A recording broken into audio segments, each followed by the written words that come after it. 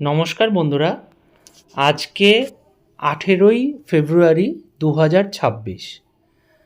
আমার ছাদ বাগানে বাইকুনুর গাছের কীরকম ফুল এসছে, কী পরিস্থিতি, সেইটা দেখাবার জন্যই আজকে আমি এই ভিডিওটা নিয়ে এসেছি।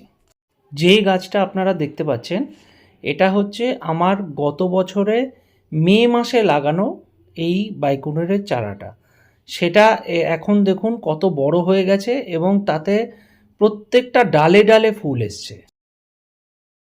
আমার এই গাছটা গত বছরে এক থোকা ফুল এসছিল, আবার দেখুন এই বছরে প্রত্যেকটা ডালে ডালে ফুল এসছে।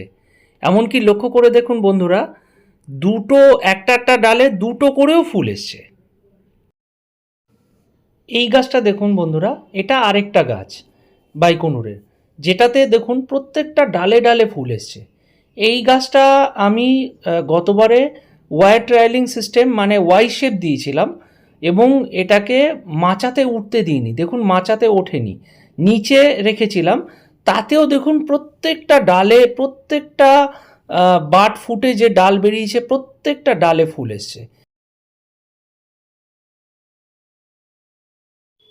আর এটা হচ্ছে ওই ওয়াই শেপের গাছটার আরেক দিকের ডালের অংশটা, যেখানে দেখুন প্রত্যেকটা ডাল বেরিয়েছে এবং প্রত্যেকটা ডাল থেকে ফুল বেরিয়েছে। এবং এখানে দেখুন একটা ডাল থেকে দুটো করেও ফুল বেরিয়েছে।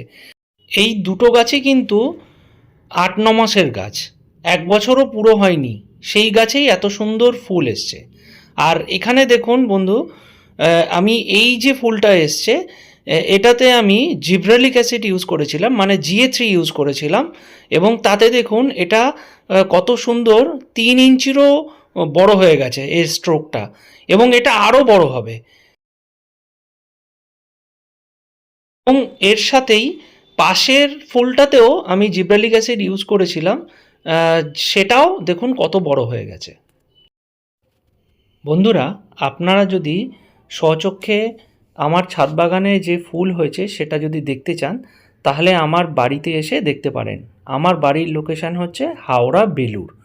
আর এই গাছটা দেখুন, এটা হচ্ছে আমার 1.5 বছরের কাছাকাছি পুরনো একটা গাছ, এবং সেটাতে দেখুন প্রত্যেকটা ডালে ডালে ফুল এসছে এবং প্রত্যেকটা ডালে দেখুন দুটো দুটো করে ফুল, প্রত্যেকটা ডালে। ভালো করে লক্ষ্য করে দেখুন বন্ধুরা, আমি পাতা সরিয়ে দেখাচ্ছি, দেখুন দুটো দুটো করে ফুল আছে প্রত্যেকটা ডালে। ফুলের মেলা দেখুন, কত ফুল হয়েছে, প্রত্যেকটা ডালে ডালে ফুল। এবং গত বছরও কিন্তু এই গাছ থেকে আমি ফল নিয়েছিলাম, তার ভিডিওও করেছিলাম। তারপরেও দেখুন প্রতিটা ডালে দুটো দুটো করে ফুল এসছে। আপনারা লক্ষ্য করুন বন্ধুরা, দেখুন ছোট ডাল বেরিয়েছে, তাতেও দুটো করে ফুল। এটা বাইকুনুর বলেই সম্ভব, বাইকুনুর। এবং প্রত্যেকটা ডালে ফুলের স্ট্রোকগুলো দেখুন, প্রায় 1.5 থেকে 2 ইঞ্চি লম্বা লম্বা ফুল বেরিয়েছে। এই ফুলগুলোতে কিন্তু এখনও জিব্রালিক অ্যাসিড ইউজ করিনি, তাতেই ফুলগুলো এত বড় বড় হয়ে গেছে। এবং জিব্রালিক অ্যাসিড ইউজ করলে এর সাইজ আরও বড় হয়ে যাবে।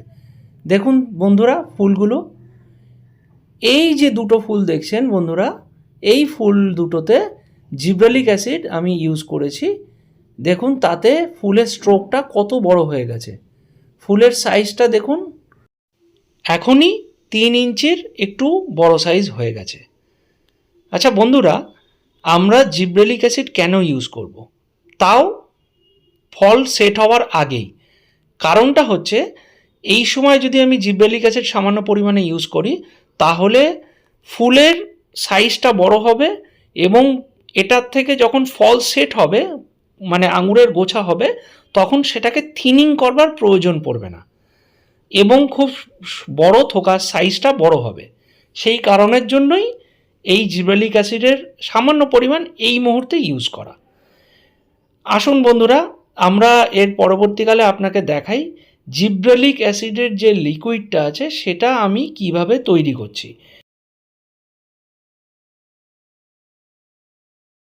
বন্ধুরা, এখন আমি আপনাদের দেখাচ্ছি কিভাবে জিব্রালিক অ্যাসিডের পোর্শনটা, মানে জলটা কিভাবে আপনারা তৈরি করবেন এবং সেটাকে কিভাবে ইউজ করবেন। আমি অলরেডি জিব্রালিক অ্যাসিডটাকে বানিয়েছি এবং সেটাকে এই জলের বোতলের মধ্যে তৈরি করে ফেলেছি। কিন্তু পদ্ধতিটা কী আছে সেটা আপনাদের জানাচ্ছি। সবার প্রথম আপনাকে অনলাইনে এই দুটো আইটেম কিনতে হবে। এই দুটোর মধ্যে হচ্ছে এইটা প্রো জিপ, এবং এর সাথেই এই আইটেমটা দেবে, এটা হচ্ছে অ্যালকোহল আছে, এটা এর সাথেই দেবে ফ্রি অফ কস্ট। এই দুটো একসাথে অনলাইনে কুরিয়ার খরচ সমেত মোটামুটি 100 টাকার মতো পড়বে। আপনারা অনলাইনে কিনতে পারেন, বা এটা যদি আপনাদের লোকাল কোনো রকম দোকান থাকে, ফার্টিলাইজারের দোকান, সেখানে গিয়েও জিজ্ঞাসা করতে পারেন। এইটাকে কিভাবে মিক্স করবেন, প্রথমে এখানে 1 লিটার জল নেবেন, একদম মেপে 1 লিটার জল নেবেন। তারপরে এই প্রো মিক্সটাকে আপনারা এর মধ্যে ঢেলে দেবেন, ঢেলে জলটাকে গুলিয়ে নেবেন। নেওয়ার পরে এর যে উপরের অংশটা সেটাকে খুলে নেবেন। খুলে এটার মধ্যে দেখবেন পারফেক্টলি 1 গ্রাম জিব্রালিক অ্যাসিড আছে, সেটাকে আপনারা পুরোটা ঢেলে দেবেন জলের মধ্যে। জলের মধ্যে ঢালাতে কি হলো, পুরো জলটা তৈরি হয়ে গেল 1 লিটারের, মানে 1000 ppm জল তৈরি হলো। এখানে 1000 ppm এরম জল তৈরি হয়ে গেল। এবার হওয়ার পরে এবার আপনি কি করবেন, যখন আপনি এটাকে ওই ফুল ফোটার আগে, আমি বারবার বলছি, ফুল ফোটার আগে যখন ইউজ করবেন, মাত্রা কিন্তু কম দিতে হবে। সেটা কিভাবে দেবেন, এইখানে দেখুন, এখানে আমি 1 লিটার জল নিয়েছি, এইটা হচ্ছে আমার জিব্রালিক অ্যাসিডের জল। এখান থেকে আমি সিরিঞ্জে করে ঠিক 5 ppm মানে 5 ml জল টেনে নেব।